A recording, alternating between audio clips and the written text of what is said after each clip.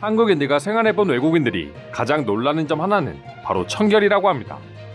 한국에 와서 밥을 먹자마자 화장실로 달려가 양치를 하는 한국인들의 모습은 처음에는 그야말로 경악을 금치 못하는 장면 중 하나라고 합니다. 이 밖에도 매일 머리를 감거나 심지어 하루에 2번씩 감는 경우도 많은 한국인들을 보게 되면 외국인들은 놀랄 수밖에 없다고 합니다.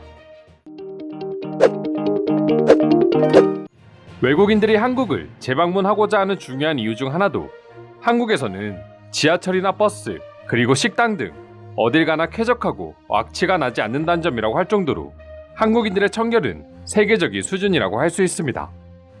그래서 당연히 외국인들은 한국과 가장 가깝고 문화도 비슷한 일본인들 역시 한국인들처럼 아주 청결할 것이라고 생각한다고 합니다. 하지만 생각보다 많은 외국인들이 일본인들과 생활하면서 충격을 받는 부분이 있는데 그건 바로 일본인들 입에서 나는 구취라고 합니다. 한국인들에게 마늘 냄새가 난다고 놀리는 것처럼 단순히 문화적인 차이로 인해 생기는 냄새 때문에 이런 반응을 보여주는 거라면 오히려 그건 차별적인 발언이고 좋지 않은 행동이라고 할 수 있습니다. 하지만 일본인들의 구취 원인은 단순히 문화적인 차이에서 오는 것이 아니라고 합니다. 일본인들마저도 자기들끼리 구취로 인해 스트레스를 받고 있을 정도이니 말이죠. 그럼 외국인들마저 경악한 한국인들과 비교되는 일본인들의 구취 원인은 무엇이었을까요?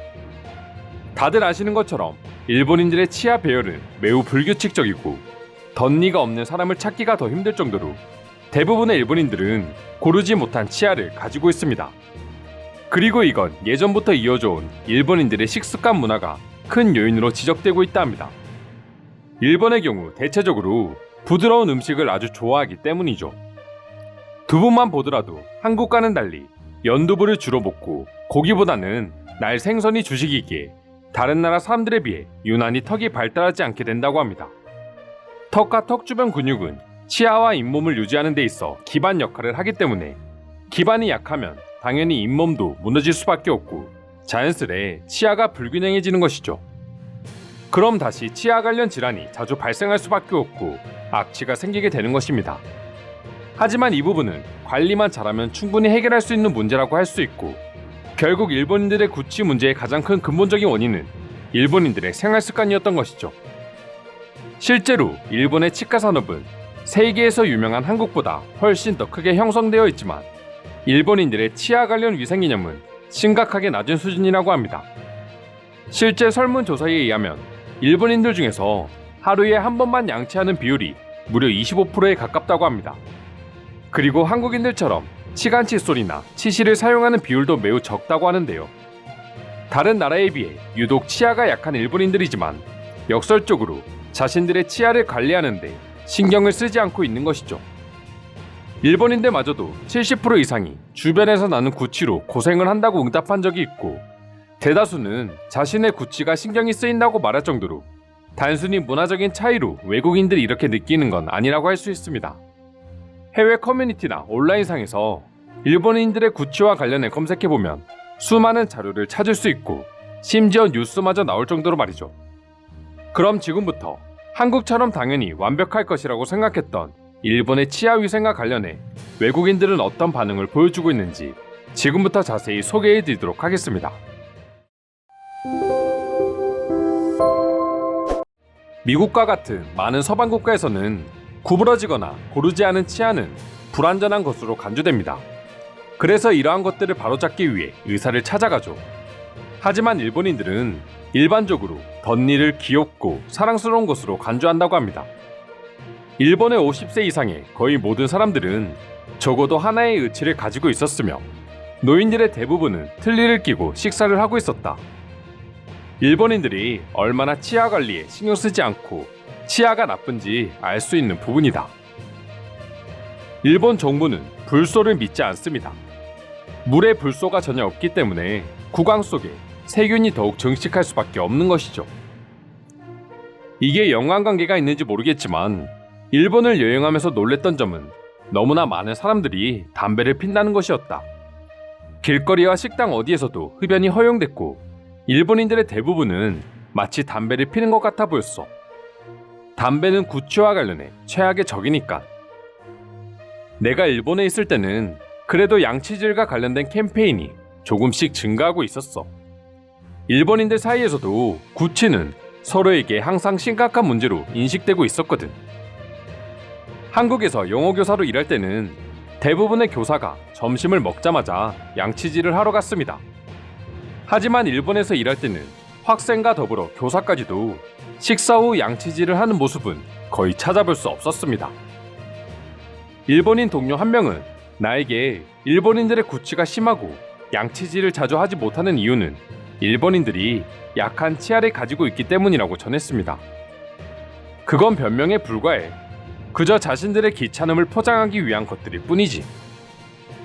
한국과 더불어 서양에서는 고든 치아가 아름다움의 상징으로 여겨지고 있다.